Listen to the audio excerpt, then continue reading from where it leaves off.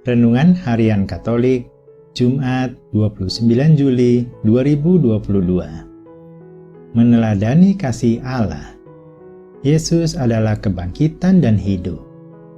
Bacaan pertama. Bacaan dari surat pertama Rasul Yohanes.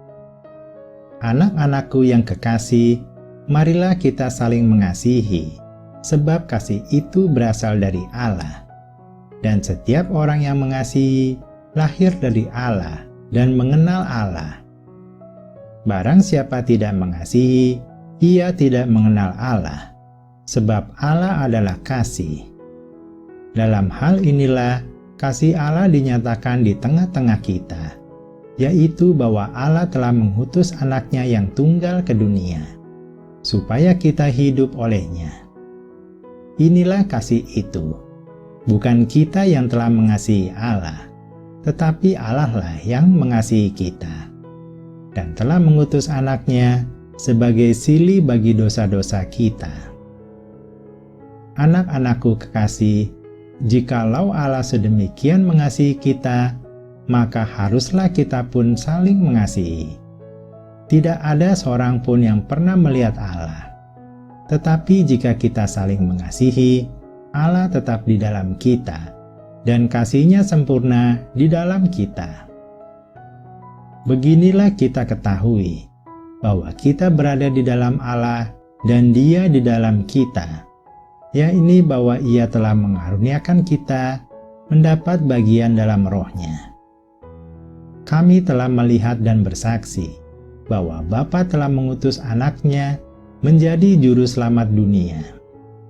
Barang siapa mengaku bahwa Yesus adalah anak Allah, Allah tetap berada di dalam Dia, dan Dia di dalam Allah. Kita telah mengenal dan telah percaya akan kasih Allah kepada kita. Allah adalah kasih, dan barang siapa tetap berada di dalam kasih, ia tetap berada di dalam Allah, dan Allah di dalam Dia. Demikianlah sabda Tuhan. Syukur kepada Allah. Bacaan Injil.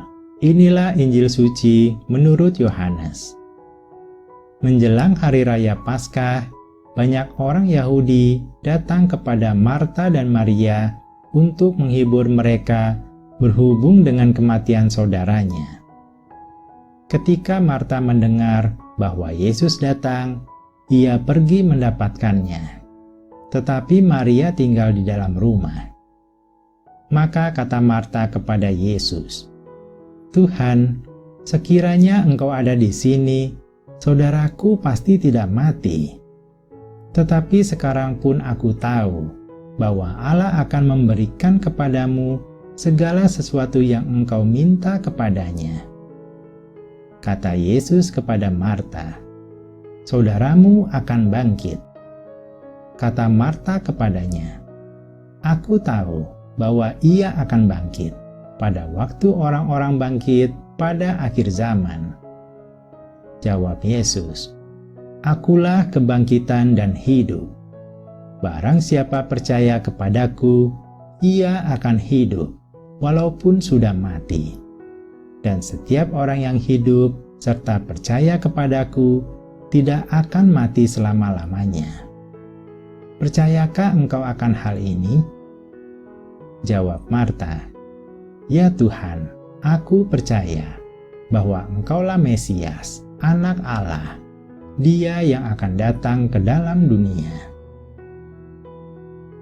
Demikianlah sabda Tuhan. Terpujilah Kristus.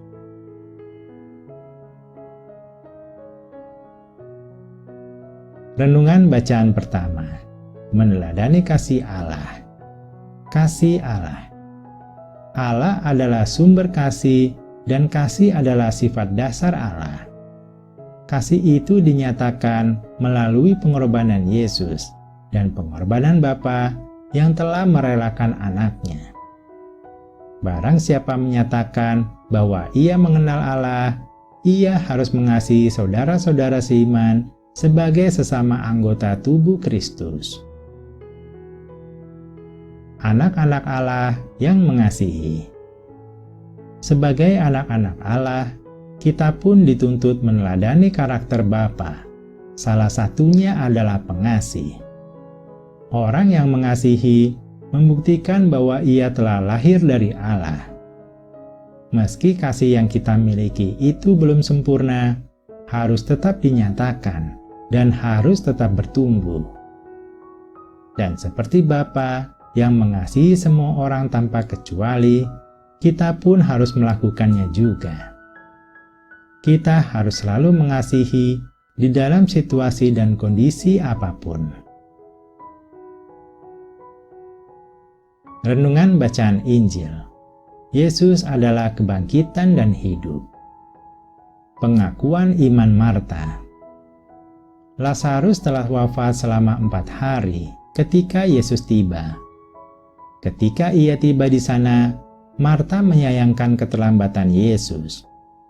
Marta percaya akan kebangkitan orang mati di akhir zaman dan bahwa permintaan Yesus akan dikabulkan Allah Bapa.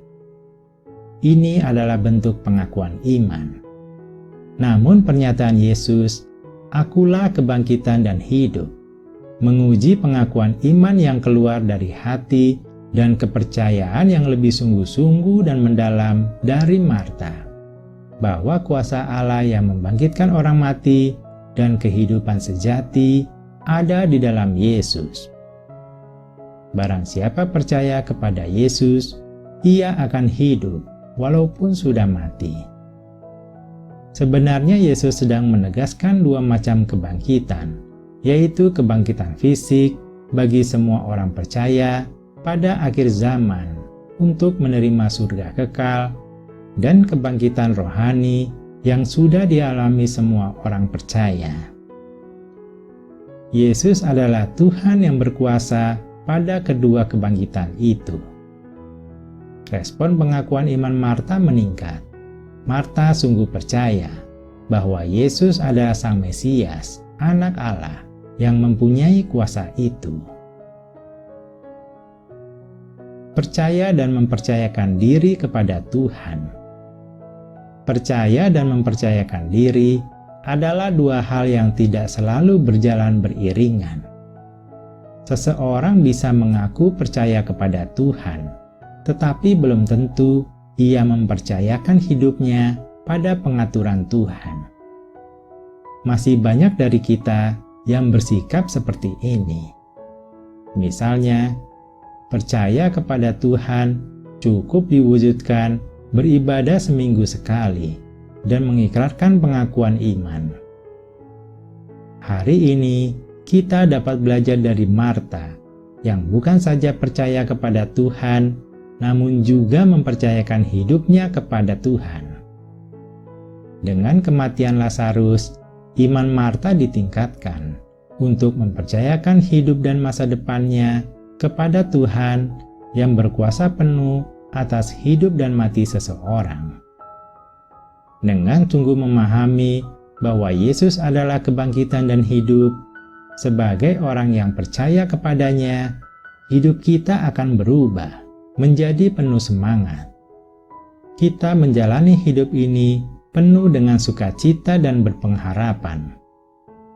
Untuk orang yang sakit, menjadi lebih berpengharapan hidup dan mempercayakan penyembuhannya kepada Tuhan.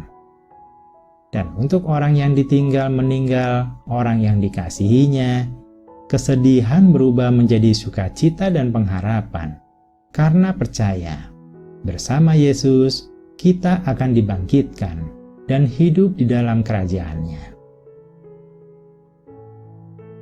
Marilah kita berdoa. Ya Tuhan, kami percaya bahwa Engkau adalah kebangkitan dan hidup. Maka kami mampu menjalani hidup ini dengan penuh sukacita dan pengharapan. Dan bukan hanya percaya kepadamu, kami pun mau mempercayakan pengaturan hidup kami kepadamu.